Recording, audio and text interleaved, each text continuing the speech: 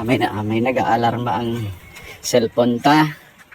Nagpa-warning si MDRRMC na alert level number 2 si Mayon Volcano. Ayan o. Tatakpan ng panganuron. Ayan. Pudo-pudo kita suwa tabi. Mga pangod ta. Makabawi barang sa gastos na ng bagong taon. Bira. Ganun lang sa buhay Hindi pwedeng hindi kumayod. Hindi pwedeng magtamad-tamaran. Kapag may pamilya, kailangan masipag ka. At kapag gumastos ka, dapat marunong kang gumawa ng paraan para kumita. Yan, pabalik. Para hindi tayo maubusan ng budget. Kaya ayan namimitas tayo ng kalamansi. Yan wow. Ayun, ganda Ito, pitisin ko na. Ito, pitas tayo ng kalamansi para makabalik yung gastos natin kagabi. Bira. Paputok, 1,000 pesos. Pagkain, 3,000 pesos siguro yon. Grabe. Yung mga regalo. Sa bagay, yung mga regalo na ibigay na natin ng Pasko. Pero hindi naman ganun karami. Talagang higpit tayo sa sinturon sapagkat hindi ganun kalaki yung ating budget.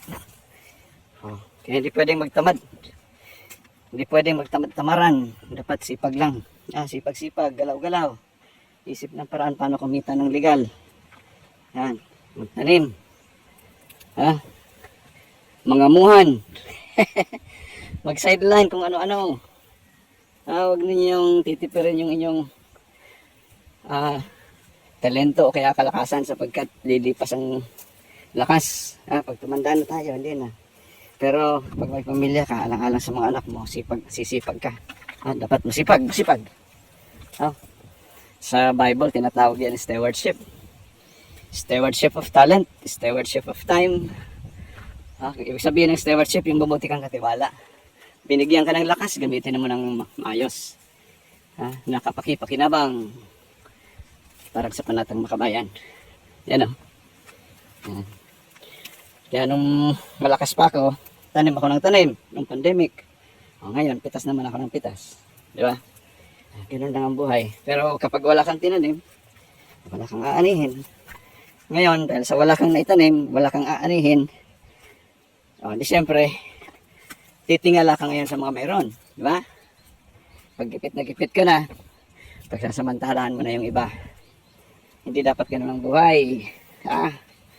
Dapat lahat tayo mabuting katiwala. Kung anong talent tayo ginagamit, pinapakinabangan, pinagkakakitaan, para sa ating pamilya. Ayan. Kaya, tingnan nyo. Itong ginagawa ko ay napakahirap. Pero, napakasarap. Yan. Mahirap na masarap. Sasabihin ng iba, mahusay o magandang huwaran. Diba? Magandang huwaran. Ito yung mga bagay na kinukopya. Hindi yung mga scam. Maghirap man. Magsipag, maging masipag at matyaga sa mga ginagawa sapagkat may darating na biyaya. Pero kapag nagtabad-tamaran ka, yung mga oportunidad ay nawawala. Minsan ka lang kikita ng malaki kasi bumugso yung sipag mo tapos biglang nawala. Yung mga oportunidad ay mawawala rin. Kaya kailangan talaga hindi lang biglaan at yung ura-urada yung sipag. Dapat tumatagal. Parang everyday. Parang everyday yung ating sipag. May lakas na tumatagal.